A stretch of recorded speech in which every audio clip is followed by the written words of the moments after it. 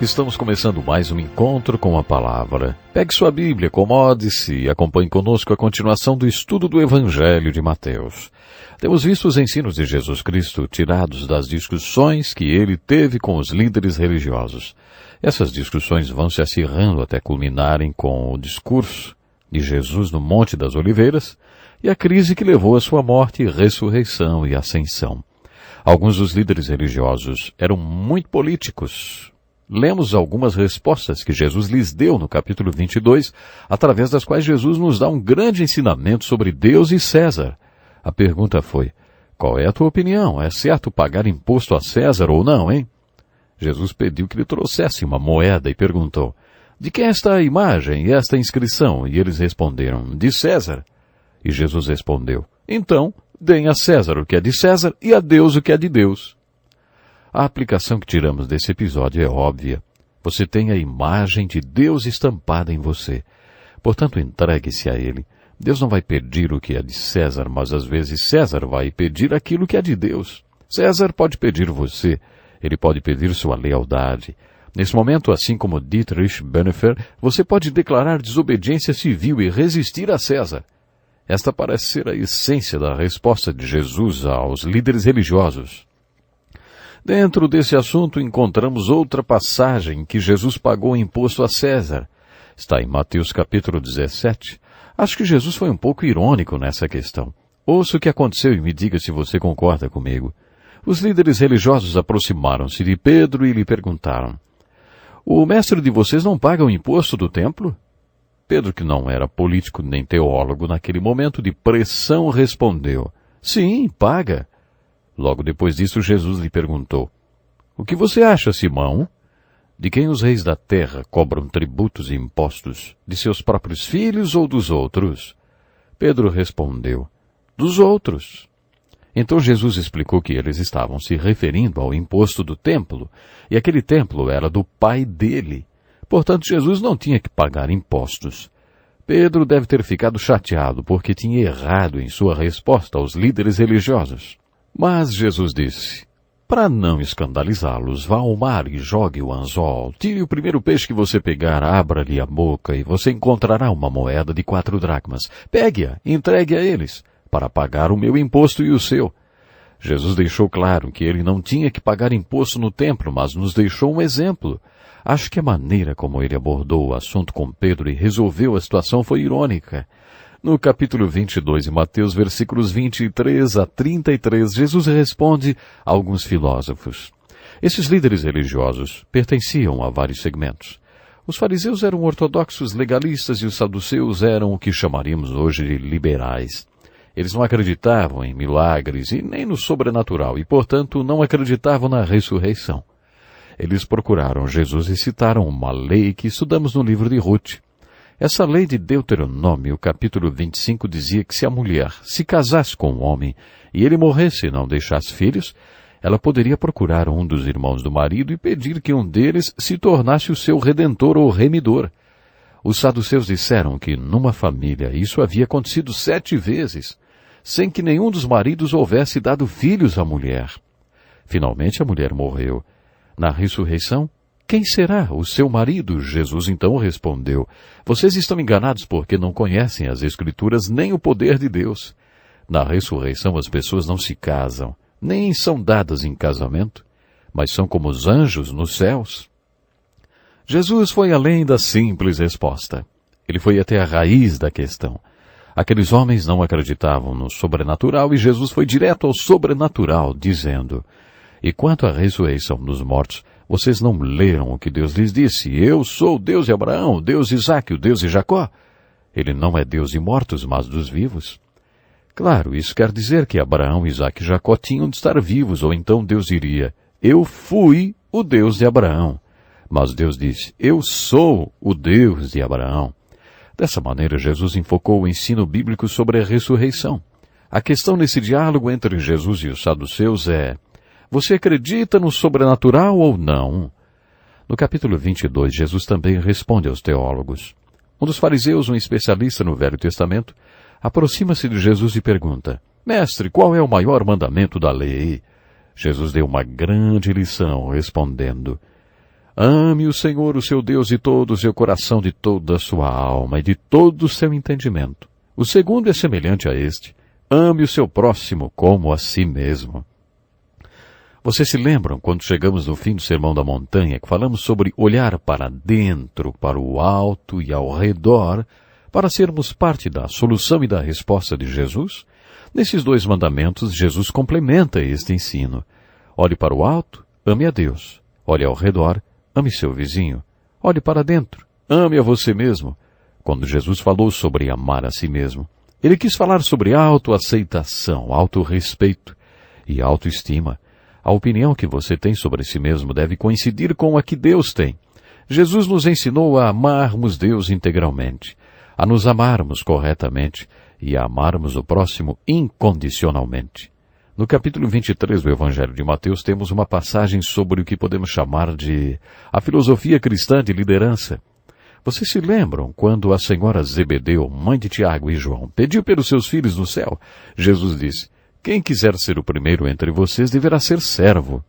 Agora o assunto é o mesmo, só que Jesus foi mais específico. A discussão entre Jesus e os fariseus atinge seu apogeu quando ele os confronta a respeito da filosofia de liderança que tinham. Os líderes religiosos do tempo de Jesus eram uma antítese de tudo que Jesus ensinava a respeito de liderança. Aqueles líderes adoravam ser chamados de mestre, rabi, pai. E Jesus ensinou aos seus discípulos: vocês não devem ser chamados rabis. Um só é o mestre de vocês e todos vocês são irmãos.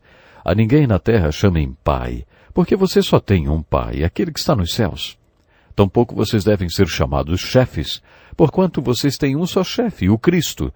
Jesus estava dando a base para a filosofia de liderança da sua igreja. Jesus estava repreendendo os líderes religiosos e a estrutura de liderança que eles adotaram.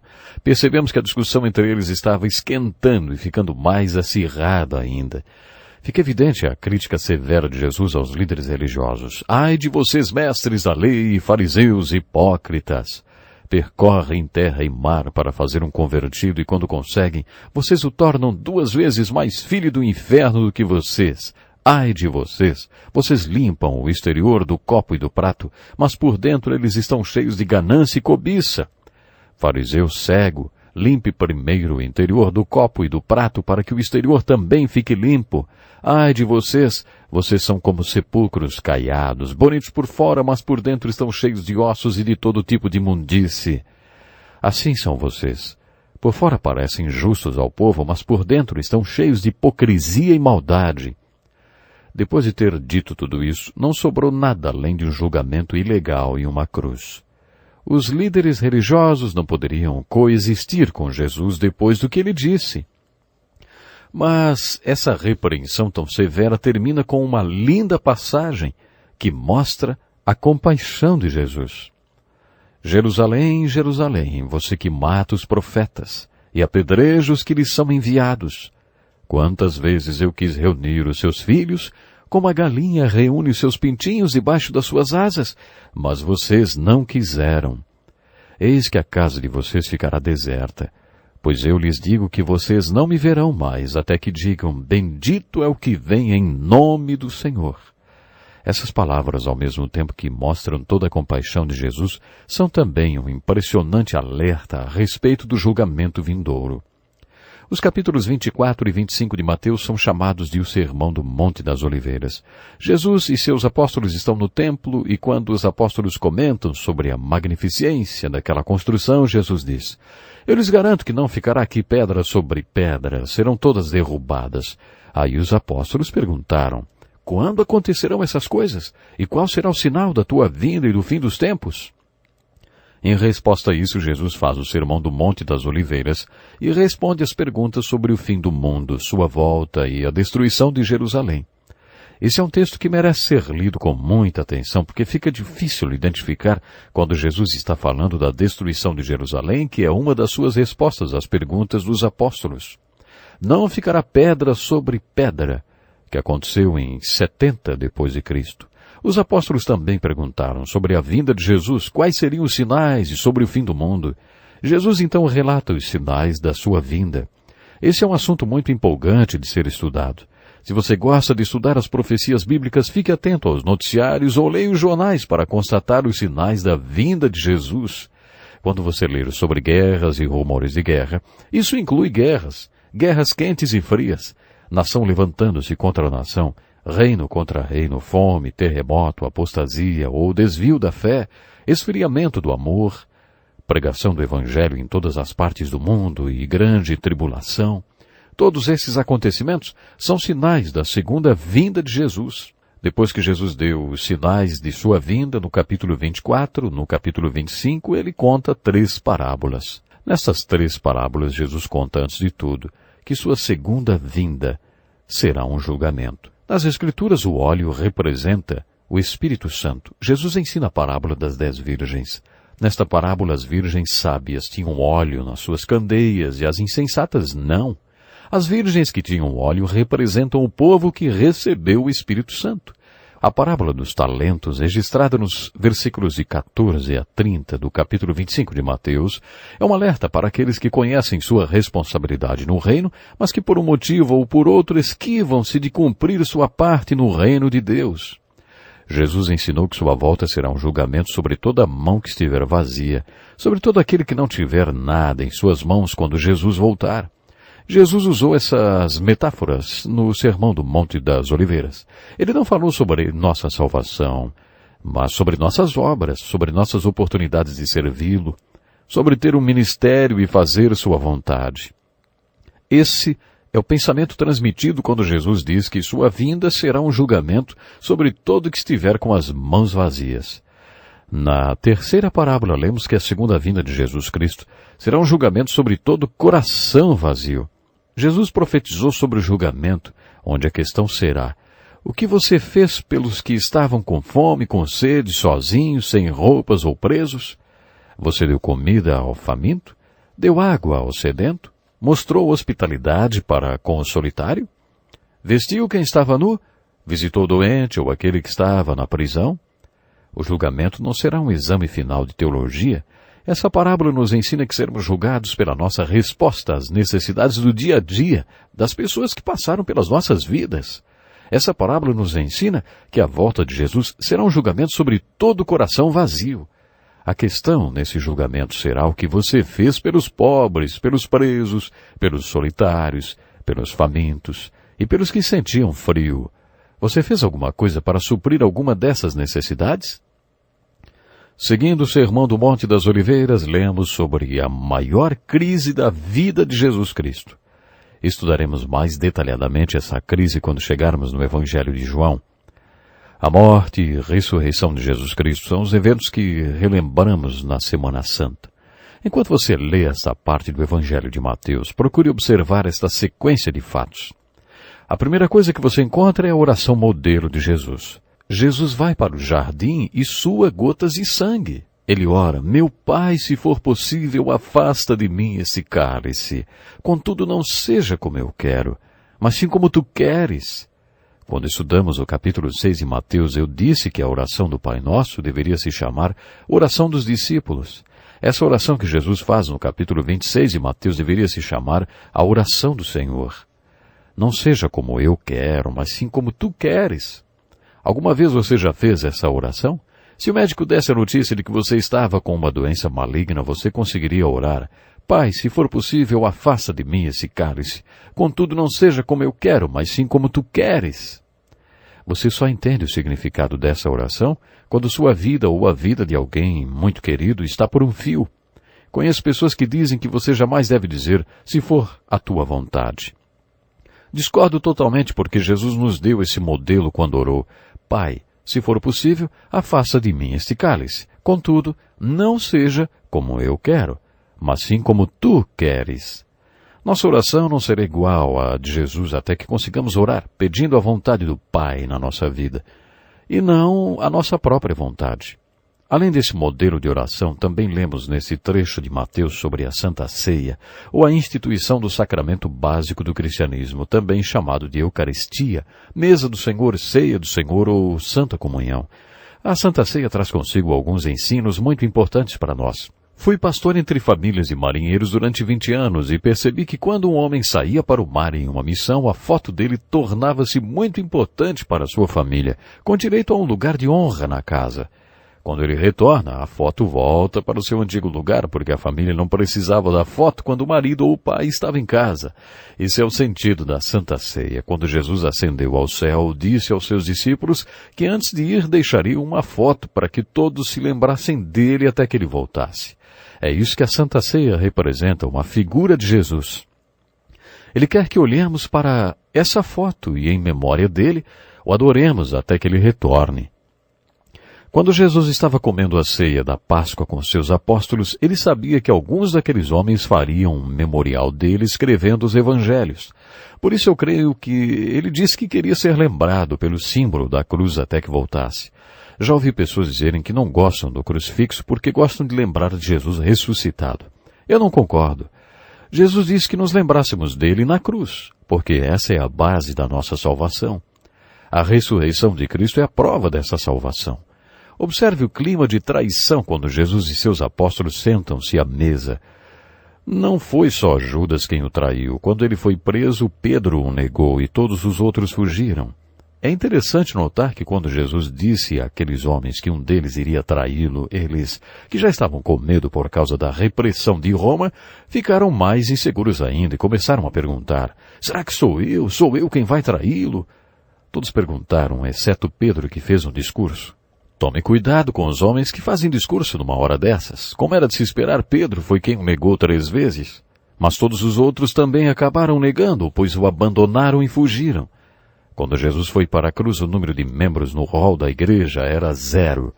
Mas depois de sua ressurreição, o rol de membros começou a crescer. Observe que os autores dos evangelhos relatam a crucificação de Jesus, mas entram em muitos detalhes. Mateus escreveu: então o levaram para crucificá-lo, mas não contou detalhes. O mesmo aconteceu com Marcos, Lucas e João. A importância da crucificação de Jesus não está nos detalhes, mas no seu significado. O Velho Testamento, que inclusive profetizou sua morte, explica a importância da morte de Jesus no livro de Isaías, capítulo 53 e no Salmo 22.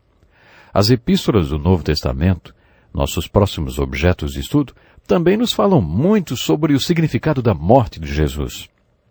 Mas nos evangelhos não encontramos detalhes sobre a crucificação. O fato de terem crucificado Jesus não é tão importante. Muitas outras pessoas foram crucificadas. O importante é que eles crucificaram Jesus. Foi ele quem foi crucificado. A morte de Jesus na cruz foi muito importante. Eles crucificaram Jesus. Mas quem na verdade são eles? Poderíamos dizer que foi Roma. Refletindo um pouco mais, poderíamos dizer que foram os judeus. Mas se lermos o relato atenciosamente, veremos que não foi Roma nem os judeus. Foi Deus, o Pai. No Velho Testamento, em Isaías 53:10, nós lemos: contudo, foi da vontade do Senhor esmagá-lo e fazê-lo sofrer. E embora o Senhor tenha feito da vida dele uma oferta pela culpa, foi Deus quem fez de sua culpa uma oferta pelos nossos pecados. Deus amou tanto o mundo que fez a alma de Jesus uma oferta pelos nossos pecados. Porque Deus tanto amou o mundo que deu seu Filho unigênito para que todo que nele crer não pereça, mas tenha a vida eterna. Portanto, foi Deus quem colocou o seu Filho à morte na cruz pelos nossos pecados e equívocos. Você pode dizer que quando Jesus foi para a cruz, o cristianismo tornou-se um movimento morto. Até a ressurreição de Cristo, o rol da igreja não tinha ninguém mais, era 0. Por que sua ressurreição, então, reuniu seus seguidores? Nos evangelhos, e principalmente no de João, sempre há vários relatos de Jesus dizendo aos discípulos ou a outras pessoas que a credencial que provaria que ele é mais do que um simples homem, quando ele fosse morto na cruz, seria sua ressurreição. Quando os discípulos pediram um sinal, Jesus mencionou a destruição do templo, referindo-se ao seu próprio corpo. Ele já tinha mencionado que o levantaria em 3 dias, referindo-se à sua ressurreição. Por isso, João conta que depois que Jesus foi ressuscitado, os apóstolos se lembraram do que Jesus tinha dito sobre sua ressurreição e sobre as Escrituras. Essas Escrituras eram o Velho Testamento. como por exemplo o Salmo 16, onde o salmista ora e profetiza: não permitirás que o teu santo sofra decomposição. Observe que a morte e a ressurreição de Jesus Cristo nas Escrituras são dois fatos que compõem o Evangelho cristão e são enfatizados nas epístolas do Novo Testamento. Depois da ressurreição de Jesus, lemos sobre o grande comissionamento. Antes de sua morte, Jesus tinha dito aos seus apóstolos que os encontraria na Galiléia depois de 3 dias. Se você fosse morrer, marcaria algum encontro para depois? Jesus fez isso. Então os discípulos se lembraram disso e foram para Galiléia. Os relatos contam que havia cerca de 500 pessoas reunidas na Galiléia para encontrar Jesus. Essa não foi a primeira vez que ele se mostrou ressuscitado, mas foi ali que ele se mostrou e fez o grande comissionamento. Ide, portanto, fazei discípulos de todas as nações, batizando-os em nome do Pai, do Filho e do Espírito Santo, ensinando-os a guardar todas as coisas que vos tenho ordenado. E eis que estou convosco todos os dias, até a consumação do século. O livro de Atos nos conta que eles foram, fizeram discípulos, batizaram seus discípulos e os ensinaram. Os discípulos de Jesus fizeram exatamente o que tinham que fazer. O livro de Atos é a descrição histórica de como os seguidores de Jesus cumpriram a grande comissão. Esse importante comissionamento baseia-se em fazer discípulos. Mas como fazer discípulos? Indo, batizando e ensinando. Nosso objetivo não é só pregar a palavra, mas fazer discípulos de Jesus Cristo. Temos observado isso nos diálogos de Jesus. Qual é o preço de se tornar um discípulo? Essa é a grande comissão, fazer discípulos. Mas como? Indo, batizando e ensinando.